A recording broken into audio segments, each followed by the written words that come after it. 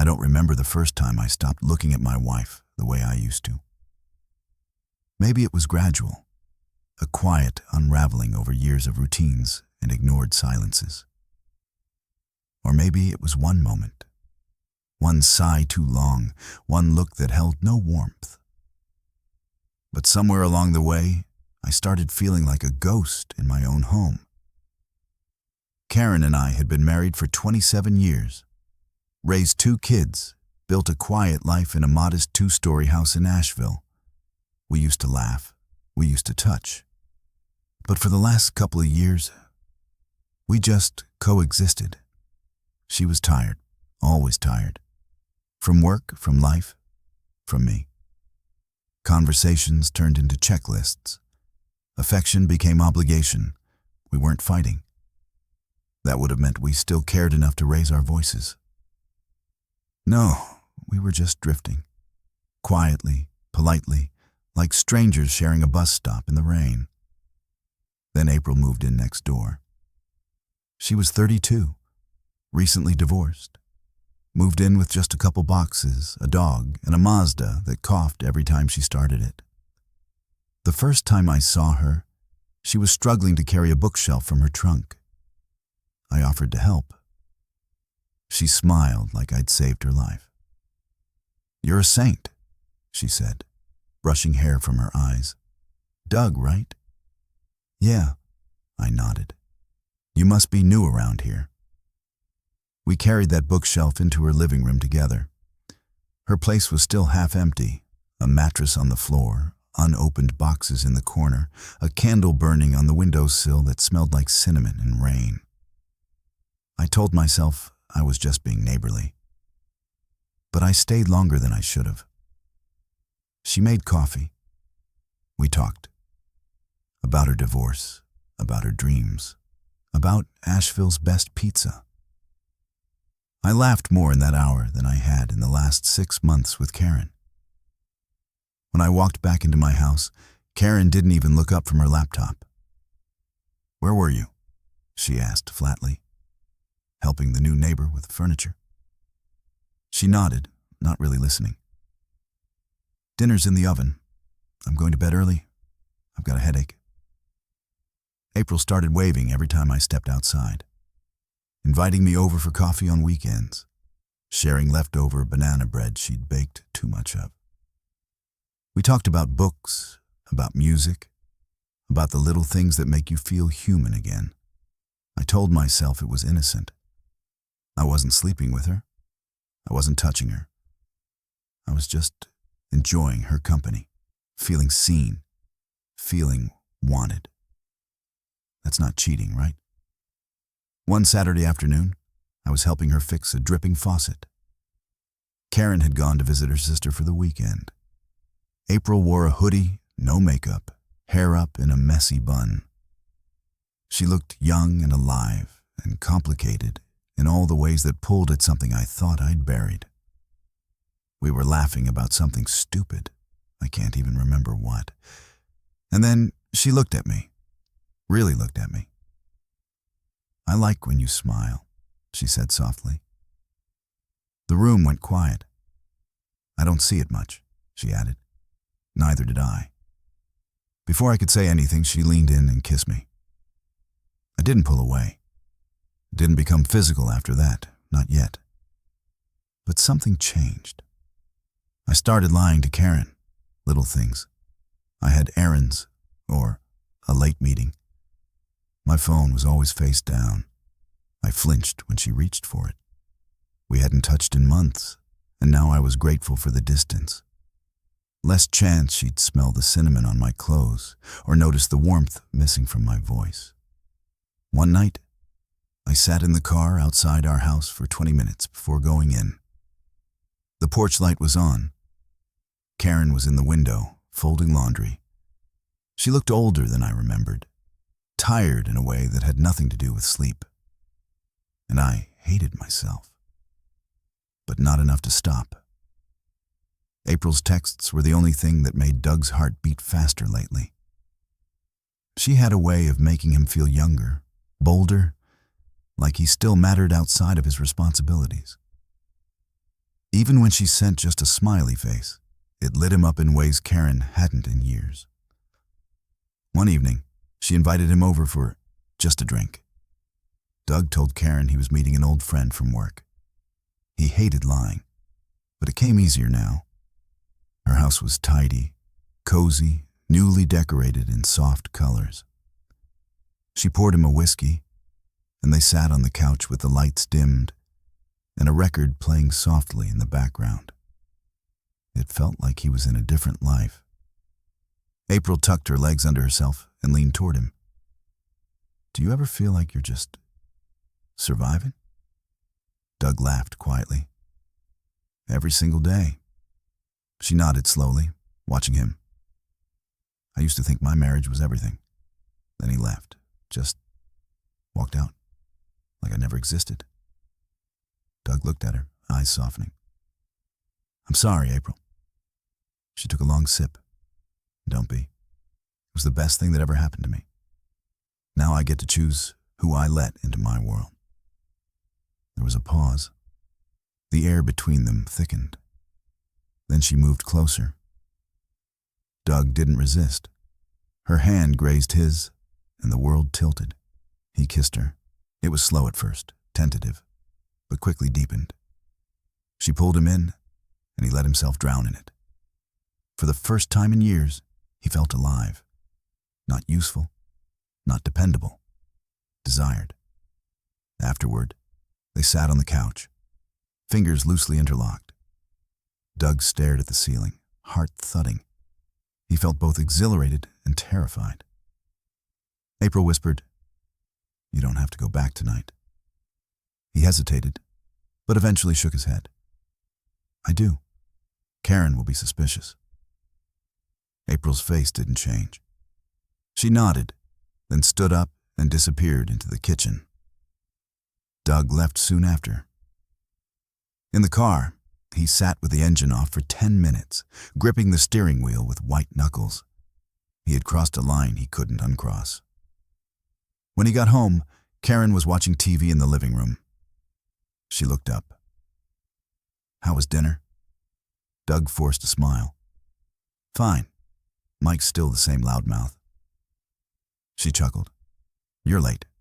Thought you might have gotten roped into one of his stories." "Yeah, something like that." He went to bed before her, feigning exhaustion. But sleep didn't come. Over the next few weeks, the affair deepened. Doug and April would find excuses to meet. Quick coffee dates, long lunches, afternoons at her house when Karen was out shopping or visiting their daughter.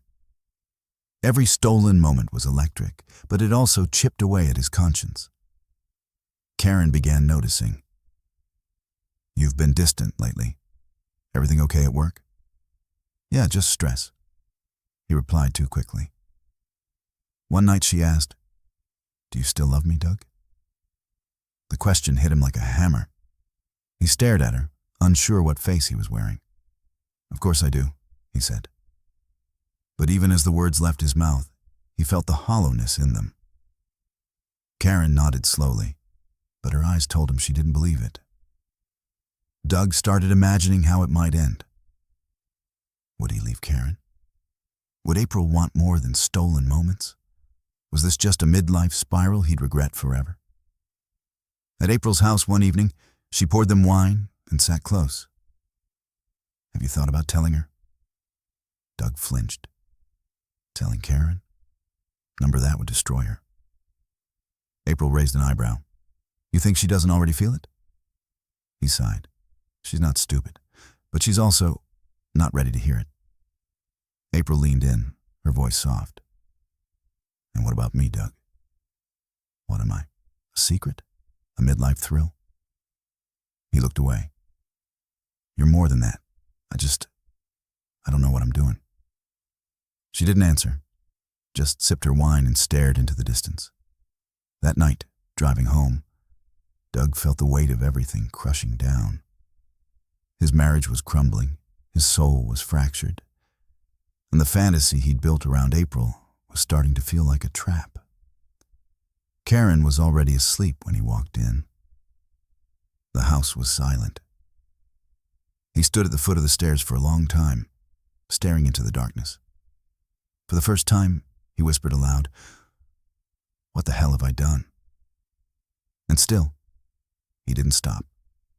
Doug thought he could manage both worlds, but cracks widened quickly. Karen became quieter, more withdrawn. She stopped asking questions. She didn't nag or pry, just moved around him like a ghost. Her silence was worse than any argument. It was as if she had already accepted a truth she couldn't name. One evening, as Doug was preparing to leave for a work dinner, Karen stood in the hallway, folding laundry. She didn't look up. "You smell like cologne. You haven't worn that in years." Doug froze mid-step. "Just thought I'd clean up a little." Karen nodded, her hands moving robotically. "Sure." He left with a lump in his throat. At April's place, everything looked the same, but something had changed.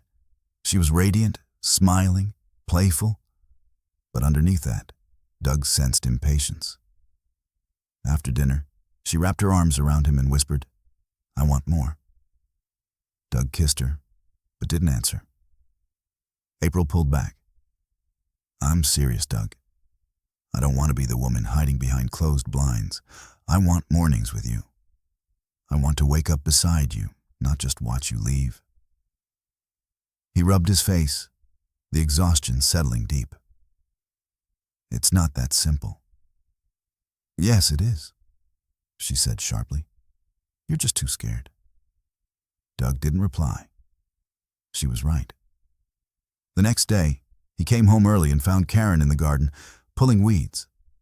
Her hair was tied back, her hands dirty, her back hunched.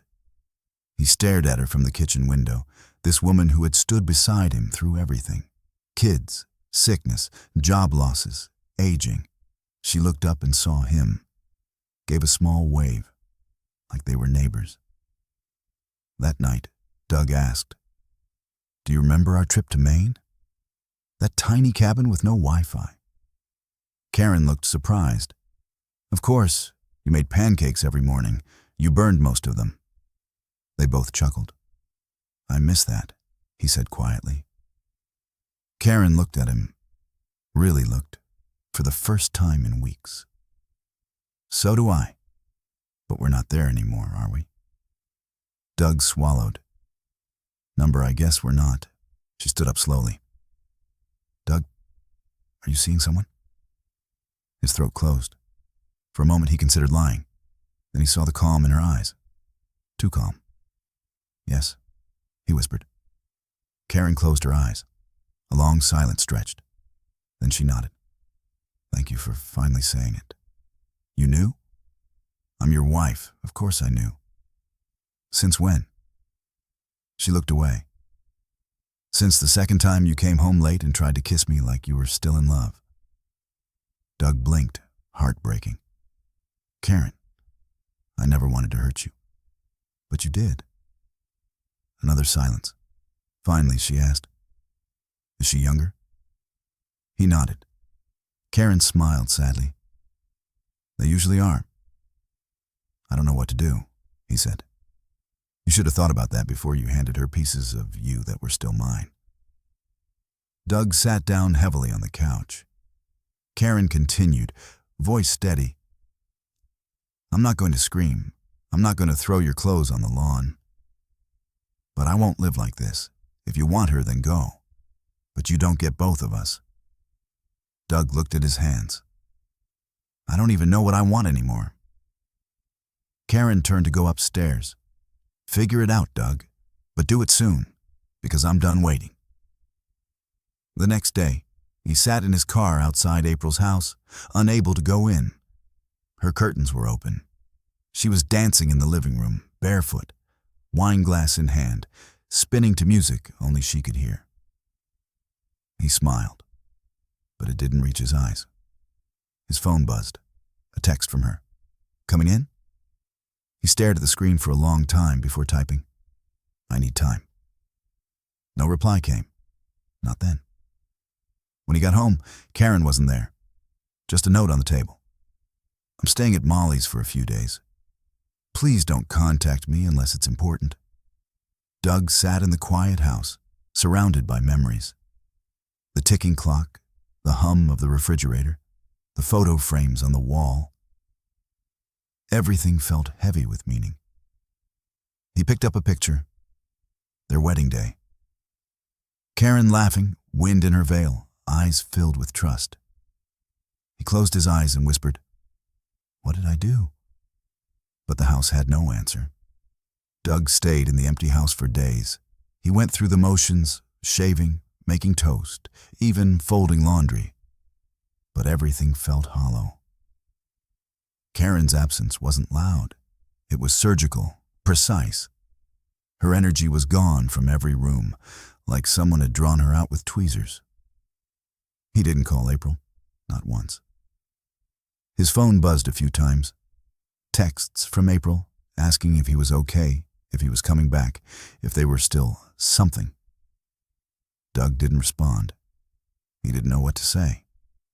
What could he say? He had built 2 fragile towers and watched them both start to crumble. On the 3rd night, he opened the drawer in his nightstand and pulled out the little velvet box he hadn't touched in years. Karen's engagement ring. She had taken it off last year after her hands started swelling from arthritis. He'd offered to resize it. She'd declined, saying it didn't matter. But it did. Doug clutched the ring until his knuckles went white. The next day, he drove to Molly's house. He didn't call ahead. He just showed up, nerves fraying at the edges. Molly answered the door. Her eyes narrowed. "Doug, is she here?" Molly didn't move. "You shouldn't be. I just want to talk." Molly crossed her arms. "Talk? That's a new trick."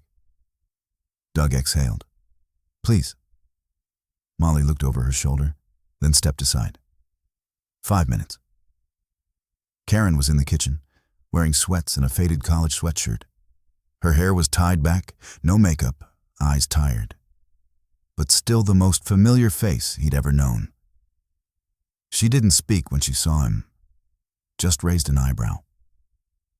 Doug stepped closer, but not too close. "I've been thinking." Karen leaned against the counter. "That's dangerous." He smiled faintly. "I've messed everything up. I know that.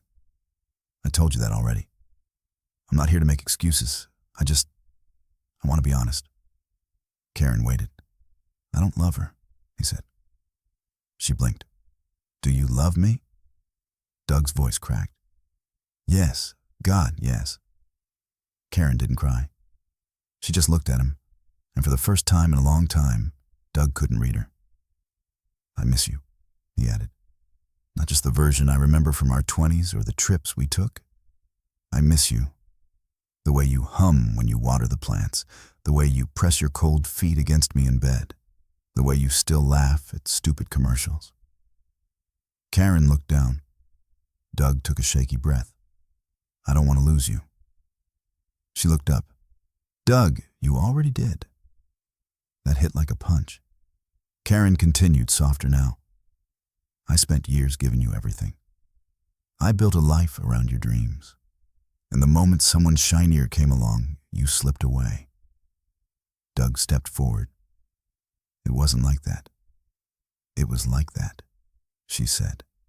"And now, after the damage is done, you're here with apologies and old pictures." He opened his hand, revealing the ring. "I never stopped thinking of you as my wife." Karen stared at it for a long time. Then she shook her head gently. "I don't want that ring back, Doug. Not yet." His hand trembled. He slowly put the ring away. Karen wiped her hands on a towel. "I'm not saying we can't fix this. But if you want me back, you need to rebuild everything. Not just gestures, not just words. I need to believe you again." Doug nodded, eyes moist. "Then I'll prove it, however long it takes." Karen gave a tired smile. "I guess we'll see." As Doug turned to leave, Molly met him at the door. You're lucky she even listened. I know. Back home, he made changes. He deleted April's number. He boxed up the shirts she liked. He pulled out the old photo albums he and Karen had made over the years. And he started therapy. Karen didn't come home right away, but she answered his texts now. Short, cautious replies. Still, it was something. Doug found himself walking more, sitting in silence, thinking deeply. Something he hadn't done in years. He started cooking again. Even made those terrible pancakes from the Maine trip. Burned everyone. Laughed to himself. One morning, Karen showed up unannounced. She stood in the doorway with a small overnight bag. Doug looked at her, unsure. She raised her chin. Don't get any ideas. I'm not moving back. I'm just checking in. He nodded, heart pounding. Coffee? She smiled faintly. As long as it's not instant. They sat on the porch, sipping quietly, watching the world wake up. Doug didn't reach for her hand. He didn't push. He just sat beside her, hoping that maybe, just maybe, he could still be the man she used to believe in. Karen stayed the night. Not in their bedroom. She chose the guest room. But the sound of her footsteps down the hall, the faint clink of her tea mug in the sink, filled the house with something it hadn't held in weeks. Life. Doug didn't push. He didn't ask questions. He let her be. They settled into an odd rhythm. Karen began coming by once or twice a week. She never stayed long. Sometimes she brought her own groceries. Sometimes she brought silence. But Doug welcomed both.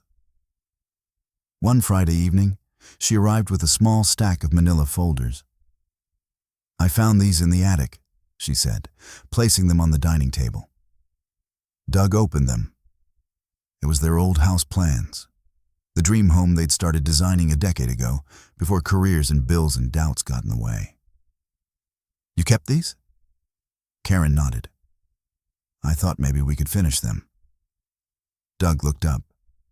You mean, maybe we start building again. Slowly. He didn't know if she meant a real house or their life. But he didn't care. The answer was yes either way.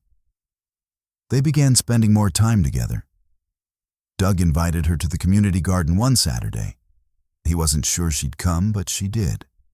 Wearing a sun hat and gloves, rolling her eyes at his enthusiasm, but still smiling when he offered her the last tomato plant. I remember you hated tomatoes, he teased. I still do, she said, but I love the smell.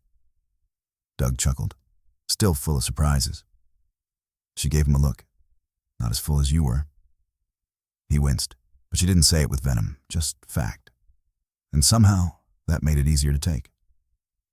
In the evenings, they talked. Really talked. About regrets, about getting older, about the strange sensation of watching friends retire, downsize, disappear, about April. Karen never asked for details. Doug offered them anyway. He didn't sanitize. He didn't dramatize. He just told the truth, how it started, why it happened, and what it left behind. I thought I was chasing youth, he said once. But it was just noise, and I let it drown out the only voice that mattered. Karen sipped her wine, not speaking for a while. Then she said, I never stopped loving you, but I did stop recognizing you. Doug nodded. I'm trying to find that man again. She looked at him then, really looked at him. And something softened behind her eyes. Weeks turned to months. There were no declarations, no dramatic reunions. Just small things. Karen leaving a toothbrush. Doug replacing the coffee creamer she liked. Her planting herbs on the windowsill. Him asking before changing the thermostat. One evening, they sat on the back porch, wrapped in a shared blanket. The air was crisp. Fall was coming. Doug turned to her. Do you think we'll ever be the same? Karen shook her head gently. Number but, maybe we'll be something better. He nodded. I can live with that. She leaned her head on his shoulder. Just don't screw it up. He kissed her forehead. Not this time. And in that quiet moment, with the scent of rosemary in the air and the stars just beginning to peek through the sky, Doug realized something. It wasn't about undoing the past. It was about earning every single day forward. It was a slow Sunday morning when Karen finally moved her things back into the house. There was no ceremony, no big announcement. Just a couple of boxes, a few coats, and her favorite reading lamp. Doug helped quietly, almost reverently, carrying each item like it was fragile, because he knew now just how delicate trust could be. They didn't talk much that day. They didn't need to. The quiet between them had changed. It no longer felt like distance. It felt like healing. That night, she chose their old bedroom. Doug didn't ask why. He just made sure the sheets were clean, the pillows fluffed, her robe hanging where it used to. They lay in bed, both staring at the ceiling in the dark. Karen whispered, "You know I'm still afraid, right?" Doug turned to her, his voice low. "Me too." A pause. "But I think being afraid is okay," she added. "As long as we keep showing up." Doug reached for her hand beneath the covers. This time, she didn't pull away. The months that followed weren't perfect. There were moments when she'd grow quiet and distant again. Moments when he'd catch himself hesitating before sharing something, fearing it might sound like a lie. But they pushed through. They began going to counseling together, something neither had ever considered in their 30-year marriage. Doug hated it at first, hated admitting his faults out loud in a room with another adult watching. But slowly, it became their safe space, a place where they could be messy and real and still find their way back to each other. One day after a session, as they walked out into the parking lot, Karen asked, "Do you ever regret it?" Doug didn't pretend to misunderstand. He stopped walking. "I regret breaking your heart. I regret thinking I needed more than what we had. But I don't regret what it taught me." Karen looked at him carefully. He went on, "It taught me that what we built wasn't just comfort. It was sacred. And I was too blind to see that until I almost lost it." She nodded slowly. "I think I needed to hear that." One evening, their daughter Molly came over for dinner. She'd been distant since learning about the affair, polite but reserved. That night, though, something shifted. She watched them move around the kitchen together, teasing each other gently, dancing around the stove like they used to. Finally, she said, "It's good to see you two like this again." Karen smiled softly. "It's been a journey." Molly raised an eyebrow. "You forgave him?" Karen met Doug's eyes, then turned to her daughter. "I chose us, and he chose us back. That's all I need." Molly nodded, her expression easing for the first time in months. Later, after she left, Doug turned to Karen. "You didn't have to say that." "I wanted to," she replied. "Because it's true." That night, Doug sat on the porch alone, sipping tea as the cicadas buzzed in the distance. He thought about everything they'd endured: parenthood, illnesses, betrayals, joy. He thought about April, and how that fire burned bright but empty. And he thought about Karen, solid, steady, imperfect, and real. She stepped out and joined him, wrapping a shawl around her shoulders. "What are you thinking about?" Doug smiled. "How lucky I am that you didn't give up on me." Karen chuckled. "Oh, I did. But then I decided to give you one more chance." He grinned. "I'll spend the rest of my life earning it." She leaned into him. "Just don't forget what you almost lost." He held her tighter. I couldn't if I tried.